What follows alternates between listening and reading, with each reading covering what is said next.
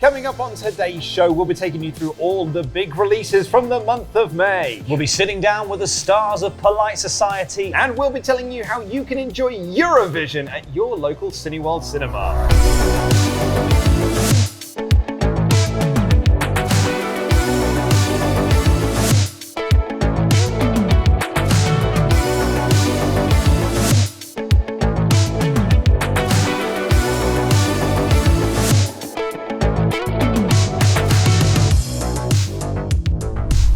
Welcome to What's On at Cineworld Cinemas. I'm Luke Owen. And I'm Laurie Blake. And Laurie, we are here at Cineworld in Wembley. Because we are going to go through the big releases of the month of May. That includes things like Guardians of the Galaxy Volume 3, Fast X, The Little Mermaid. Stop, I can't take it. And Eurovision. Whoa.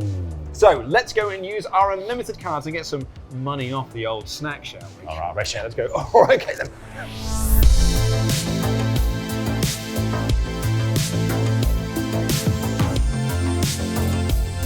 Do this, shall we? All these seats here.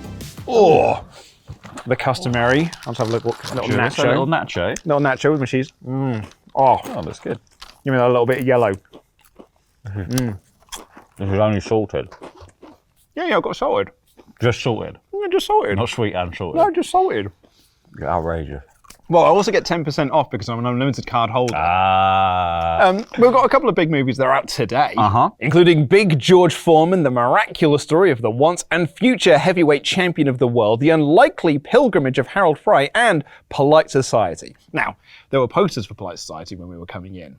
I was like, this looks awesome. And the trailer for it looks wicked as well. But not only that, we sat down with the filmmakers behind Polite Society, and here's what they had to say. So I've never done martial arts or anything like that before this, but when I was cast, I had about 6-7 weeks before we started shooting, so I used that time with our stunt team to learn the fights and the choreography and figuring out as much of the martial arts as I could so I could do as many of the stunts as I could. I felt growing up from my parents, although they loved me and they supported me, they were really wary about me entering sort of the world of film because they didn't see people like me succeeding. So I feel like there's a shift now. You know, we're all here making the work we're making and it's becoming more normalized. So I just really hope it means that the next generation can have that support and that support from their parents and their families because they can see us doing it. So it's hopeful, I think. And this is kind of what I'm talking about with like the unlimited card, because there's 3 movies there you want to see, and then not just 7 days later, 5th of May, Guardians of the Galaxy Volume 3 arrives on the big screen. The conclusion to the Guardians trilogy. And this feels like, I think for me, like the cool thing about Guardians is this feels like the one we've been waiting for in the MCU. Like we've had Ant-Man. That's nice. Lovely jolly. We've had Shang-Chi, we've had all these different bits and bobs going on, but Guardians feels like the big return to like the core MCU universe. It's the heart. Finally finding out what's going on with the rest of like the space gang. And also I think it's interesting to see Guardians kind of conclude the trilogy because I thought like Guardians is a movie that kickstarted a revolution in the way that most movies were written nowadays. Like obviously James Gunn is now going over to DC and just going to do Guardians but Batman, Guardians but Superman, and has obviously done Guardians but Suicide Squad. But like Dungeons and Dragons, that movie is so heavily influenced by Guardians of the Galaxy. Like this kind of, the way the characters interact, the way the script is written, it's so influential. So seeing this trilogy kind of come to the conclusion is going to be super interesting. Guardians is almost like Buffy was, right? Like how Buffy kind of, Joss Whedon's writing on Buffy just gave every character this kind of, the interpersonal dynamic was something that most other shows then tried to emulate. I feel like the way that the Guardians of the Galaxy talk to each other is something that every film is trying to do now. I think even like within the MCU itself, like I think like James Gunn's direction on Guardians of the Galaxy and the way that he wrote the script kind of like opened the doors for them to allow Taika Waititi. I don't think Taika Waititi would have done a Thor movie had Guardians not been the hit that it was. Yeah. And this is it. This is rounding off that trilogy of movies. It's James Gunn's swan song to the MCU. I'm really excited for this. Adam Warlock is on the big screen as the baddie, so I'm dead excited about that. And we saw the trailer for this, or myself and Dan saw the trailer for this in 4DX. And it was quite a, I don't want to use the word, a rock and rolling adventure because of the soundtrack and stuff. That's the other exciting thing, actually. Oh my God. Yeah. Yeah. Yeah, we're going to get the volume 3 of Awesome Mix. But actually, like, the motion of it, and it was a genuine, like, roller coaster ride. And we're going to be showing this in 4DX, IMAX 3D. Like, there is a whole lot going on with Guardians of the Galaxy Volume 3 at Cineworld. And you can actually see a bit more about that with this little fun VT.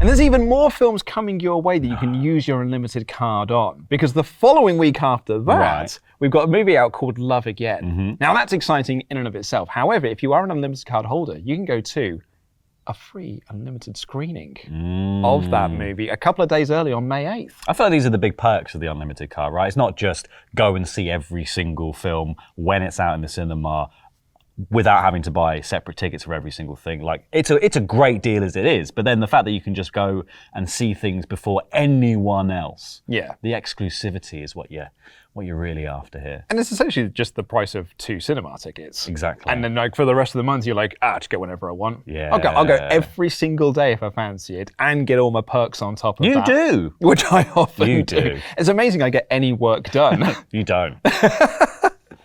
Can confirm. Also out on May 12th is The Book Club, The Next Chapter, and then on the 19th of May, Fast X. Now, you want to talk about, like, franchises that changed the game, like we were talking about with Guardians of the Galaxy. I feel like the Fast and Furious franchise, what started off as just, here's a fun little car heist movie in, like, 2001, is now what it is, which is, like, one of the biggest franchises, this billion-dollar franchise, one of the biggest things on the planet. And we're now on the 10th installment of this series. It's nuts. And I think, obviously, it peaked with Tokyo Drift. But, like, I'm kidding.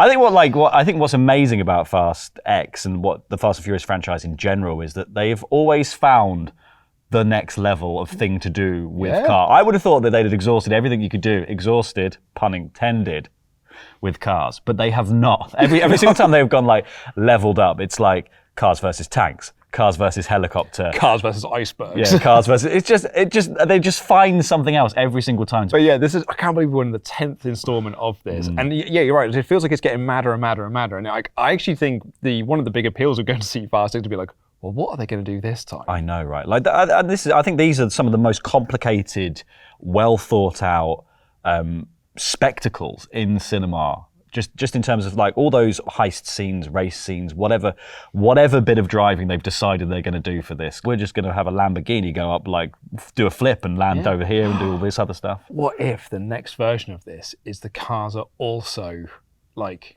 you know, characters within there? You know, we've got a new Transformers movie coming out soon. That's what I'm saying. Like, you know, maybe we'll do a little bit of merging here. Yeah, Fast Times Transformers. That's what the X is for. Exactly, yeah. You can multiply it. The car turns into another Vin Diesel. Yes! Also out on May 19th, Beau is Afraid, the brand new movie from Avi Aster with Joaquin Phoenix, and there's an unlimited screening of that on May 16th. And speaking of unlimited screenings, there's one of Are You There, God? It's Me, Margaret on May 10th, ahead of its release on May 19th. So there's 2 unlimited screenings within just a handful of, like, weeks and days of each other. May's a bumper month. It is a bumper month, and you get to see those, like, a week before the films come out in cinema. There's never been a better time.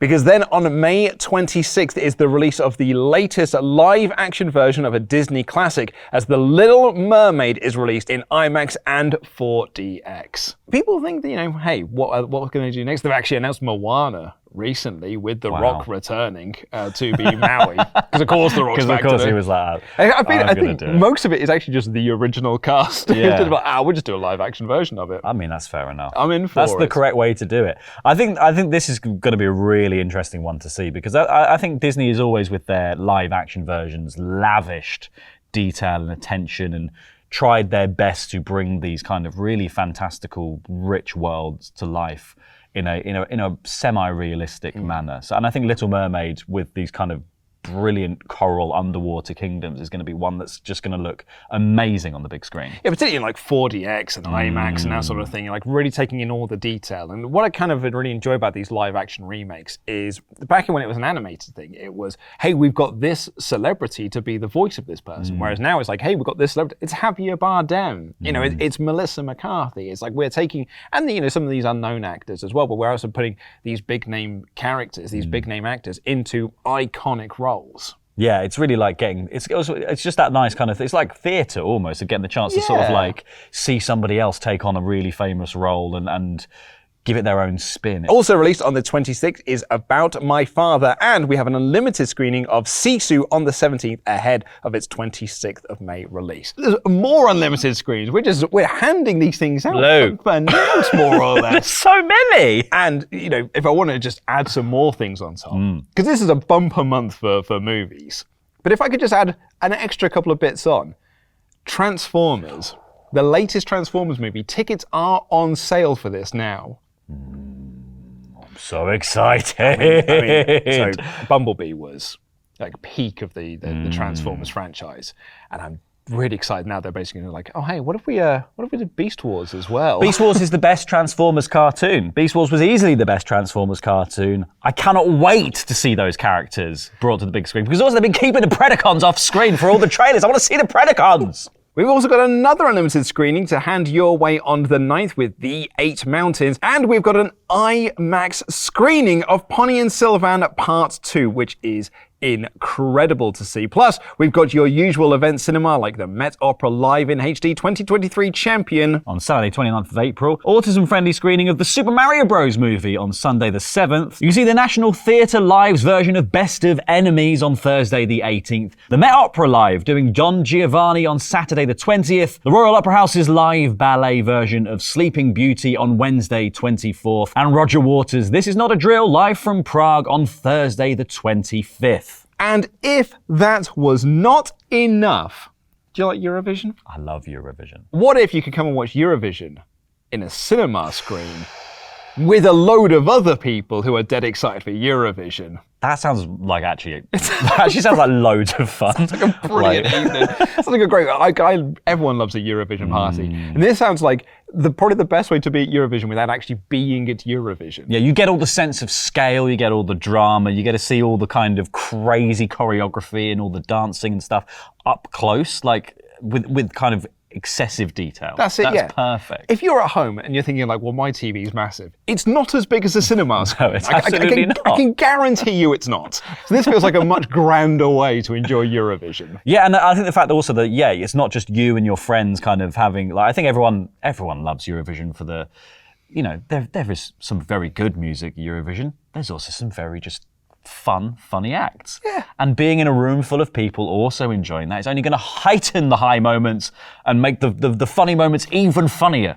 This feels like a great month to become an unlimited member. Yeah. That is what I would recommend. I'd click the links in the video description down below and become an unlimited member at Cineworld Cinemas. But I'm afraid that's all the time we've got for here today at Cineworld in Wembley.